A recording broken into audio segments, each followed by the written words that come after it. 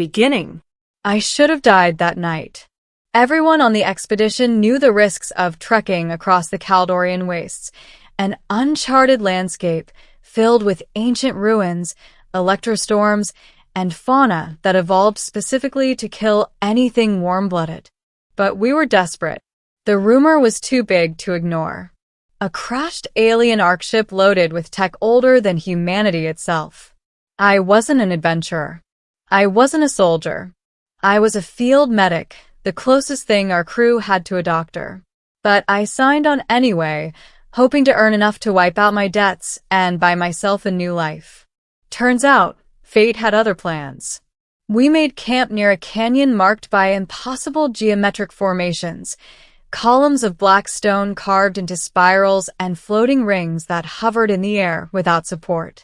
The scientists whispered about quantum fractures and gravitational irregularities.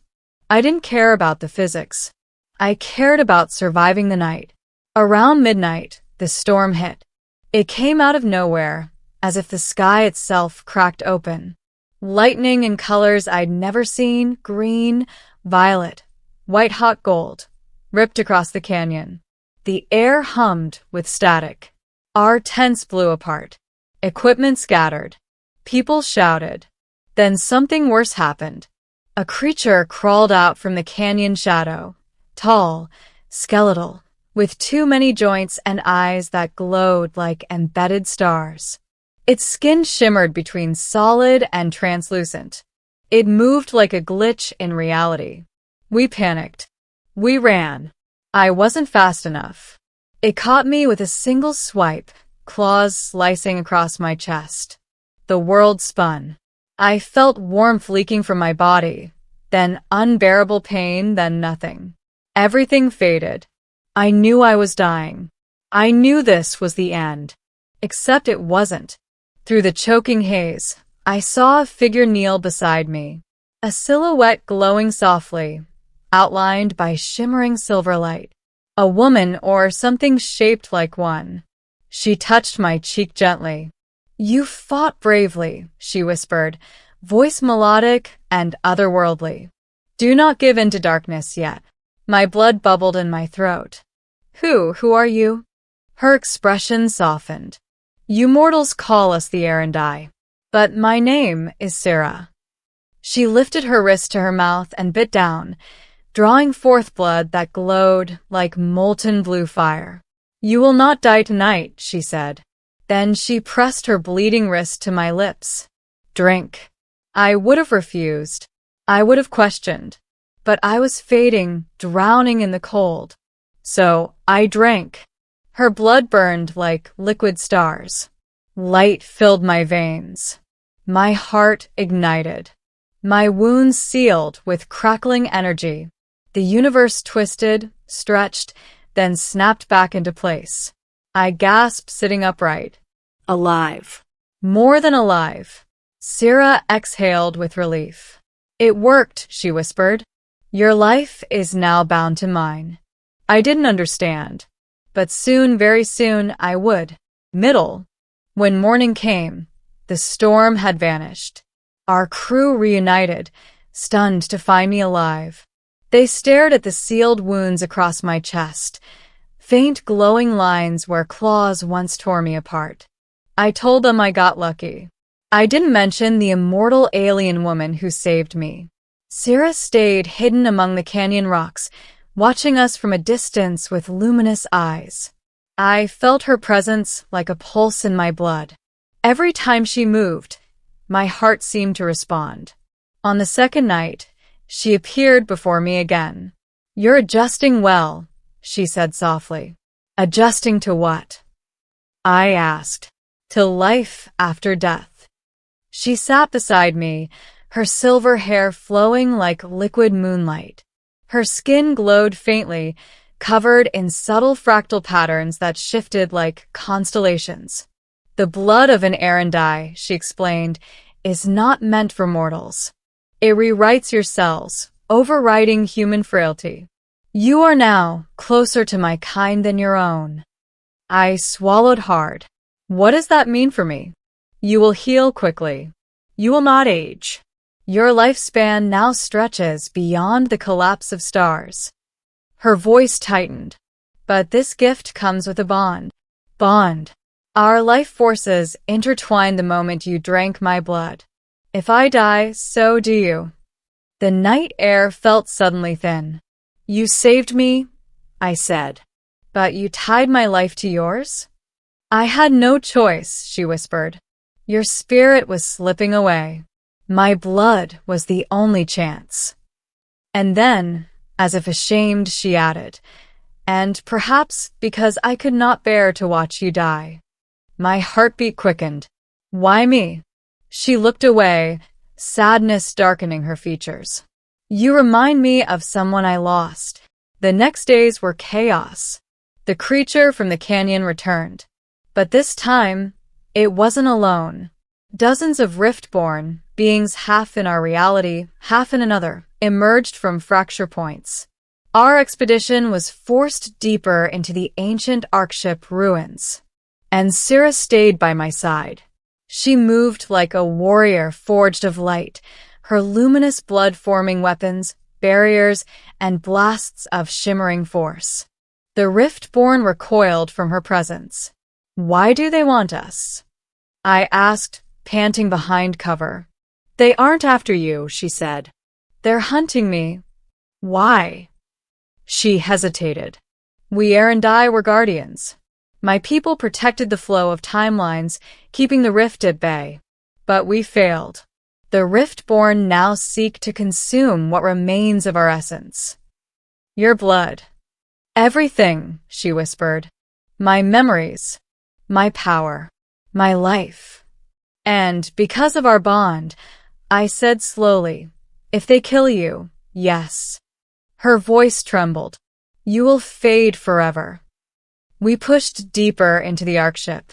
The structure hummed with ancient power, metallic corridors lit by dormant blue runes that flickered as we passed. Sira touched the walls reverently. This ship belonged to the Valerie, an older civilization than even the Erendai. So, we're walking through the oldest structure on this planet?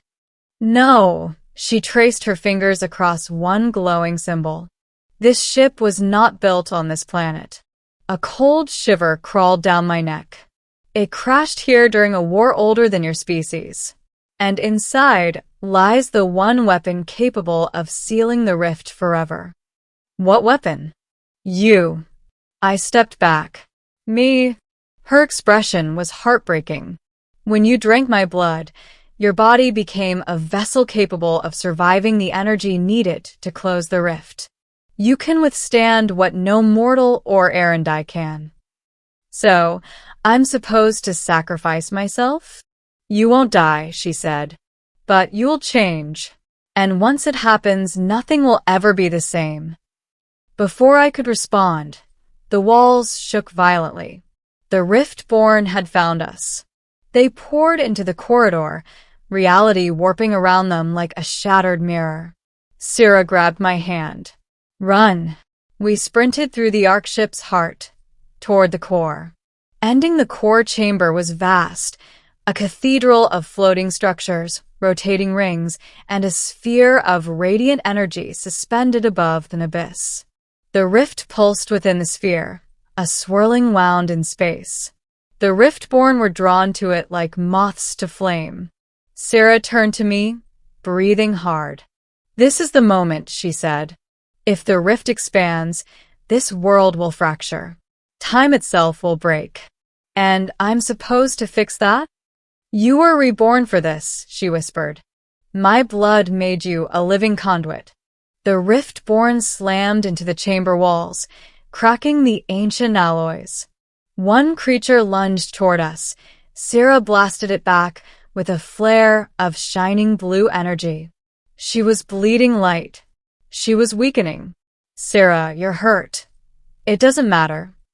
She took my hand, pulling me toward the sphere. I have to anchor the conduit. You must step inside. I stared at the swirling storm of broken reality. If I go in there, will I still be me? Her eyes shimmered. You will be more, but you will not be alone. Our bond ensures that. She pressed her forehead to mine. I am with you always.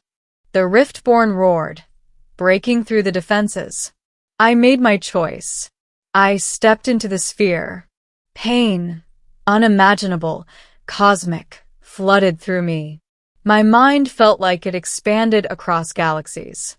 My bones burned with light. My heart became a star. I screamed. The rift screamed back. The chamber trembled as space itself bent inward. The rift shrank, collapsing into a single point of white fire. And then silence. When I opened my eyes, I was floating above the core, suspended in glowing energy. My wounds were gone. My skin shimmered like Sira's. I felt infinite. Immortal. Sira stood beneath me, tears of starlight streaming down her face. You did it, she whispered. The rift is sealed. I landed gently, my feet touching the metallic floor. Am I still human? I asked softly. You are more, she said, cupping my face. You are what the Arendai once were and what they hoped we'd become. And you? I asked.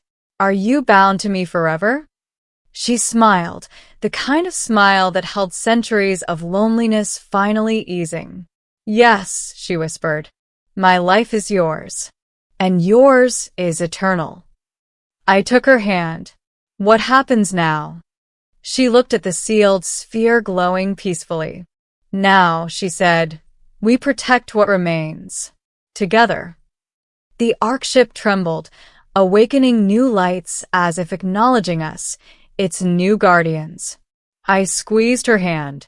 I should have died, I said quietly. She leaned into me, her voice warm. You did, she whispered. But I refused to let the universe take you. And so began our eternal vigil, two beings bound by blood, fate, and a bond stronger than time. Immortal. Together. Forever.